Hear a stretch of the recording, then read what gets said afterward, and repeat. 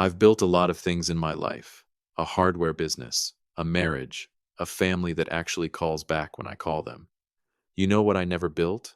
A patience for a woman who unpacks her sister's suitcase in your guest room and calls it a trial arrangement. But we'll get to Renee in a minute. First, let me tell you about the Tuesday morning I drove out to check on my lake house and found out I didn't own it anymore. Not really. Welcome back. Hit that like button and drop a comment telling me where you're tuning in from tonight. This one's going to take a minute to unfold. So, settle in. Now, let's get into it. My name is Walter Kowalski, 66 years old, born in Erie, Pennsylvania, and I've lived within 20 miles of that city my whole life except for 4 years in the Navy and one very confusing summer in Ohio. I don't like to talk about. I have one daughter, Megan, 33 years old, smart as a whip, stubborn as her mother, the best thing I ever helped put into this world. And I have a second property, a 3-bedroom cottage on Chautauqua Lake, just over the New York state line, that I bought 8 years ago with money I'd saved from 31 years running a plumbing supply company.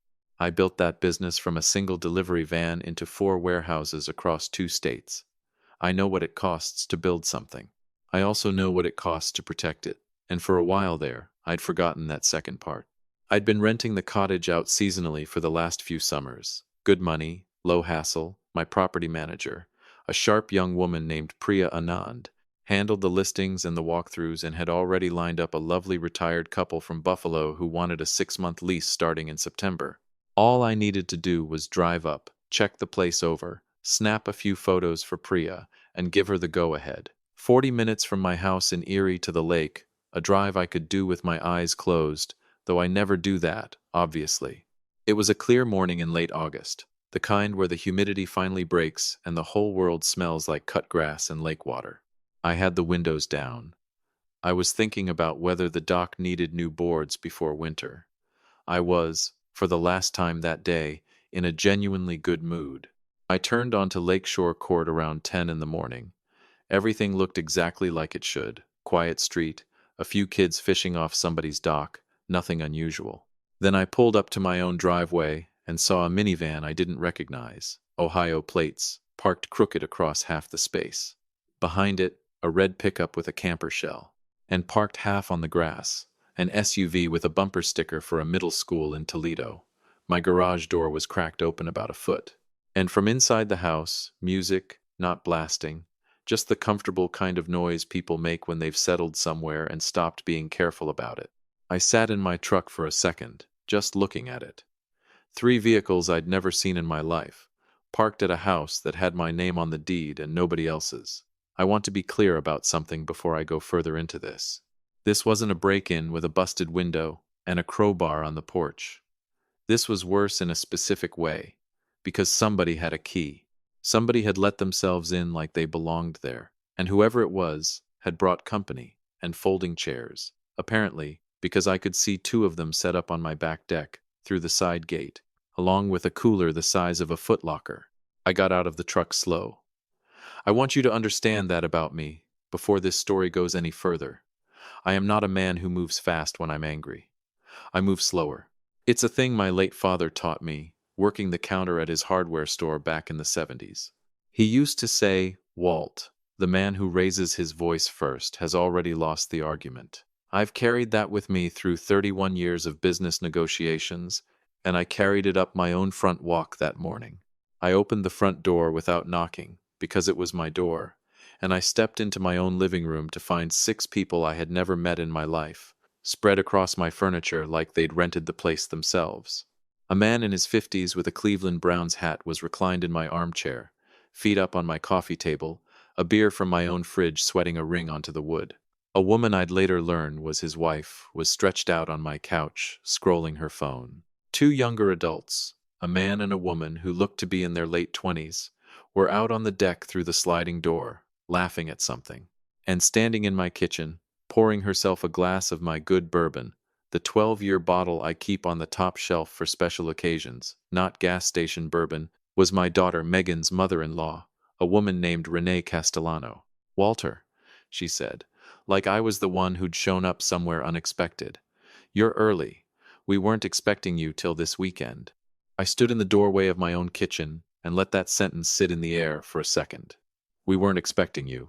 In my house, on a Tuesday, like I was the guest. Renee, I said, what's going on here? The man in the brown's hat, who I'd learned was Renee's brother, Gary, didn't even bother getting up. He just called out from the armchair, hope you don't mind. We're just here for the week. Family reunion type thing. Renee said it was fine. I looked at Renee.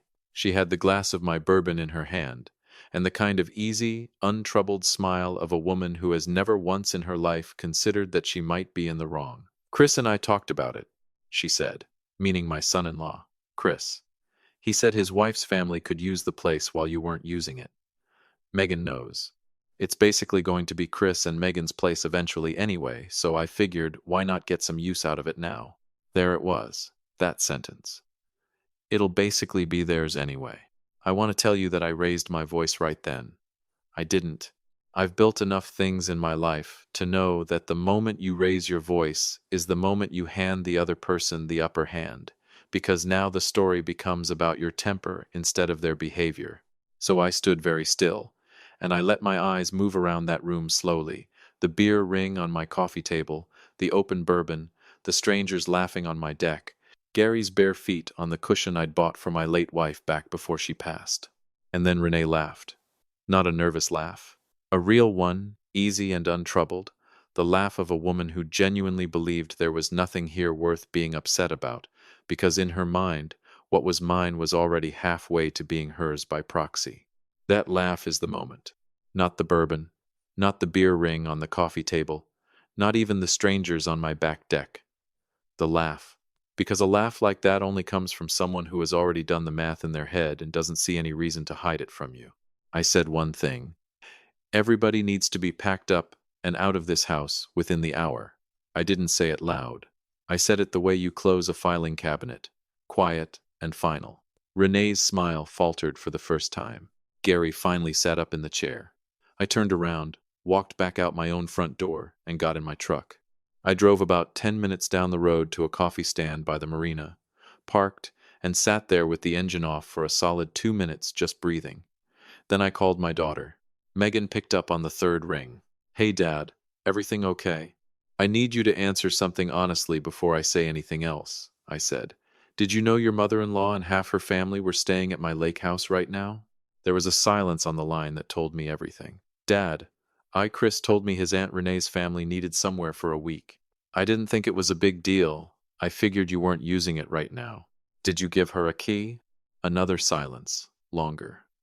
I gave Chris a spare a while back, in case we ever wanted to use it ourselves. I didn't know he'd hand it off to his family. Did you tell him he could do that? No, she said, and her voice had changed, gotten tighter, the voice of someone doing arithmetic they didn't like. Dad, I swear I didn't know it was going to turn into this. Is it bad? There are 6 people in my house right now that I've never met, drinking my bourbon, and your mother-in-law just told me the place is basically Chris and your inheritance anyway, so why not get some use out of it early? The silence that followed that one was the longest of the whole call. She said, what? You heard me. Dad, I am so sorry. I didn't authorize any of this. I know you didn't, I said. You didn't hand Renee the key. You trusted your husband, and he made a call that wasn't his to make. What are you going to do? I could hear her take a breath on the other end, steadying herself. I'm going to talk to Chris tonight. I'm going to find out exactly what he told his family and why. You do that, I said. I'm going to handle my end. I hung up and called my attorney, a man named Marty Feldstein, who has kept my business contracts airtight for 22 years and has never once told me something I wanted to hear over something I needed to hear. I told him everything, start to finish. While it was still fresh in my mind, the vehicles, the beer ring, the bourbon, Renee's exact words. There was a pause on his end, the kind of pause that means a lawyer is already 3 moves ahead of you. Walt, he said, how long do you think they'd been staying there before you showed up? No idea. Why? Because if this is a one-time thing, it's a bad afternoon and an awkward conversation. If it's been going on longer than that, that's a pattern, and a pattern changes what we can do about it. I told him I'd find out. I called Priya, my property manager, from that same parking lot and asked her, as calmly as I could manage, whether she'd noticed anything unusual on her last two walkthroughs. There was a pause on her end, too. Actually, she said, now that you mention it, the last time I stopped by to check the smoke detectors, there were some dishes in the sink that weren't put away, and a couple of towels in the bathroom that looked used. I figured maybe you'd had the place cleaned and just hadn't picked up yet. I didn't think much of it. That told me what I needed to know. This hadn't started that morning. This had been going on for a while, quiet and comfortable. The kind of arrangement that gets easier to justify every time nobody objects to it. I told Priya to hold off on finalizing the lease with the Buffalo couple for exactly 2 weeks.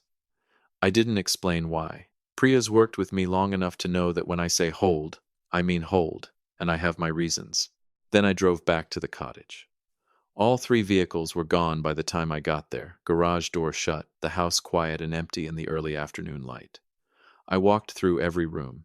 The beds in the guest rooms had been slept in and stripped, badly, like somebody had tried to make it look untouched and hadn't quite managed it. There was a grocery receipt in the kitchen trash dated 11 days earlier, and a magazine subscription card in the recycling addressed to Renee and her husband at my address. 11 days. That wasn't a family reunion, that was a stay. I want to tell you what happened over the next 6 days, because it matters. I had dinner with Megan on Thursday. She came alone. Chris, she told me, had claimed he didn't think it was that big a deal, that his aunt just needed somewhere to stay, that his mother had exaggerated the timeline. Megan didn't believe him, and I could see it in her face. The particular exhaustion of a woman who has just discovered her husband is willing to shade the truth when it's convenient for his family. I didn't push. I asked good questions. I listened well. I told her I loved her, and that whatever happened between her and Chris was between her and Chris, and that my job was to make sure my daughter was protected no matter how that marriage went. What Megan didn't know, what nobody at that table knew, was that Marty had already begun drafting paperwork. Not a confrontation, not a scene, a structure. Here's what Marty built over the following 2 weeks, and I want you to pay attention to all of it because every piece of it matters. First, he filed a formal report with the county sheriff's office documenting unauthorized occupancy of the property, quiet, no press, no drama, just a dated record in the permanent file. Second, he sent a certified letter to Renee and her husband at their home address in Toledo, notifying them formally that the Chautauqua Lake property was private property, that their prior presence there had been unauthorized, and that any future entry without my written permission would be treated as criminal trespass under New York law. I didn't warn anyone the letter was coming.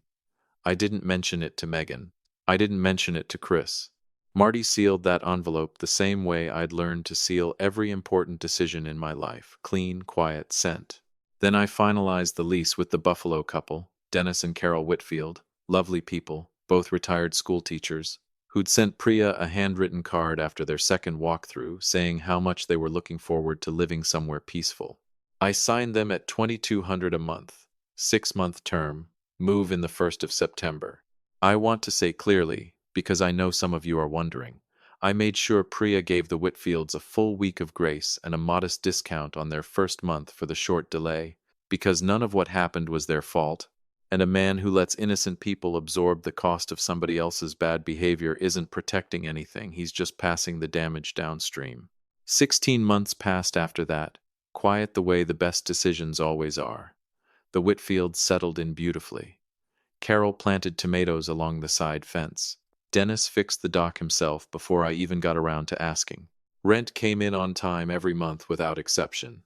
And underneath all that ordinary quiet, something had been taking shape in my mind since the day I stood in my own kitchen and watched Renee Castellano laugh over a glass of my bourbon, like the house already belonged to her family in some settled, permanent way. I called Marty on a Tuesday morning. "I've been thinking," I said. "I assumed you would be," he said. "I want to sell the lake house," I told him. "Outright, best offer, clean."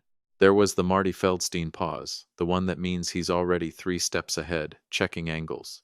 "Walt, that's a significant asset to just liquidate." "The asset isn't the house," I said.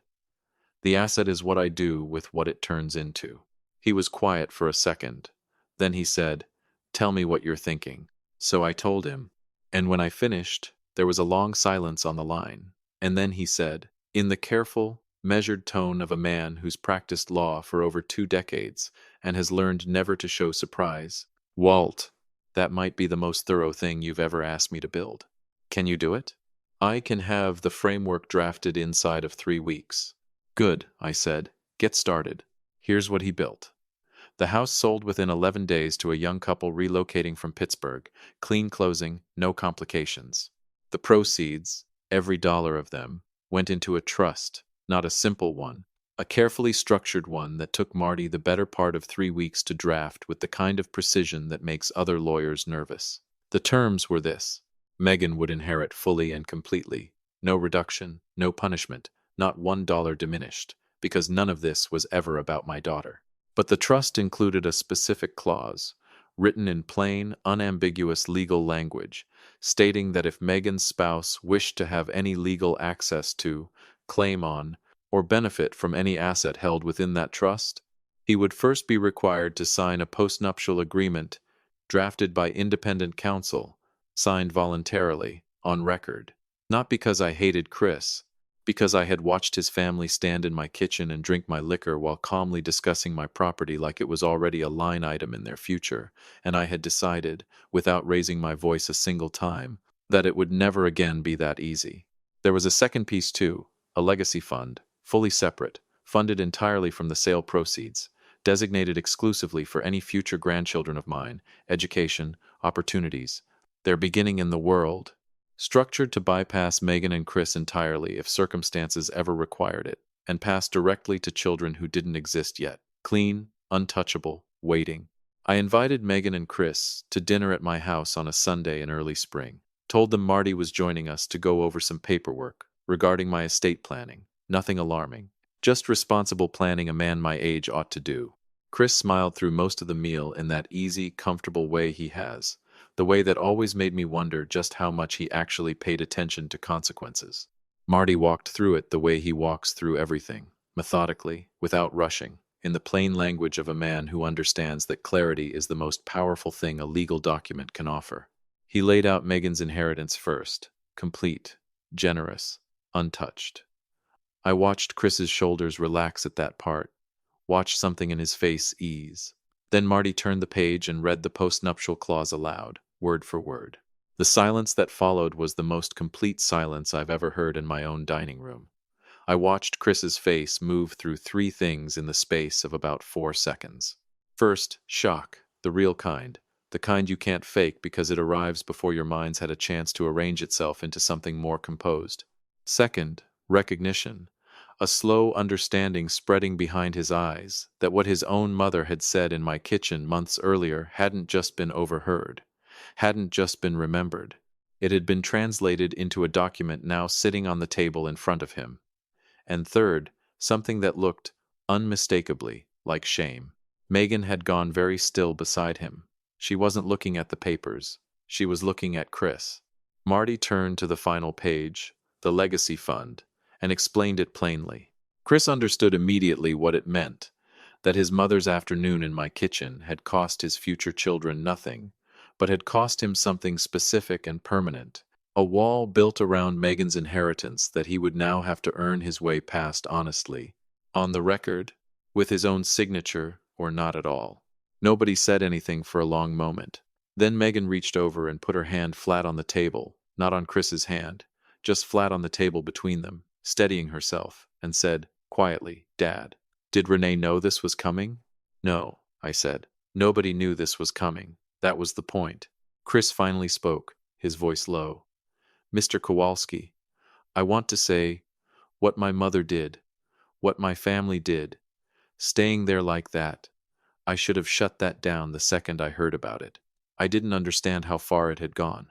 "I believe you didn't fully understand it," I said. "But you handed over a key that wasn't yours to hand over, and your family used it like the house already belonged to them. I don't build things in this life to watch them get quietly absorbed by people who never lifted a finger for them. I built it, and I protected it, because that's also what you do. Not to punish anybody. Just because building something and refusing to protect it isn't generosity. It's carelessness with a nice face on it." Marty gathered his papers, closed his briefcase with a quiet click, looked at me, and I nodded. I stood up from the table, unhurried, and said, "Now, who wants coffee?" Marty stayed for coffee. Chris shook my hand at the door with a grip that had more respect in it than I'd ever gotten from him before. Megan hugged me a long time on the porch, longer than usual, and when she pulled back, she looked at me with an expression I didn't have one clean word for. Something complicated and grateful, and a little bit sad all at once. Then she nodded, small, real, and got in the car. My friend Ed called me that Thursday. "How'd the family dinner go?" "Fine," I said. "That's all I get? Fine?" "It went exactly the way it needed to go," I said. "Megan's protected." Chris understood every word of it. "And Renee'll hear about all of it secondhand, sitting in her kitchen in Toledo, thinking about the day she poured herself a glass of my bourbon and told me the house was basically hers already." Ed was quiet a second. "And what's she going to conclude, you figure?" I looked out my kitchen window at the last of the evening light coming down over Erie, steady and unbothered, the way it's been coming down over this town my whole life, completely indifferent to what any one family thinks it's owed. That the afternoon she let herself laugh in my kitchen, I said, turned out to be the single most expensive laugh of her life.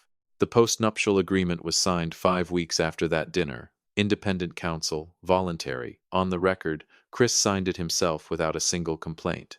The legacy fund sits exactly where Marty built it, waiting patiently, the way well-built things do. Renee Castellano has not set foot in New York State since. And somewhere in Toledo, Ohio, a woman who once poured herself a glass of another man's bourbon and laughed about an inheritance that was never hers to laugh about, sits with her own cup of coffee some mornings and thinks about a dinner she was never invited to, about documents she will never see, about a future she can no longer touch no matter how long she waits. She knows what happened. She just has to live with it every single day, same as the rest of us live with the things we've earned. If you made it this far, I'd love to hear from you, family, friends, whoever's listening tonight. Hit that like button, subscribe if you haven't, and tell me in the comments where you're watching from. I'll see you in the next one.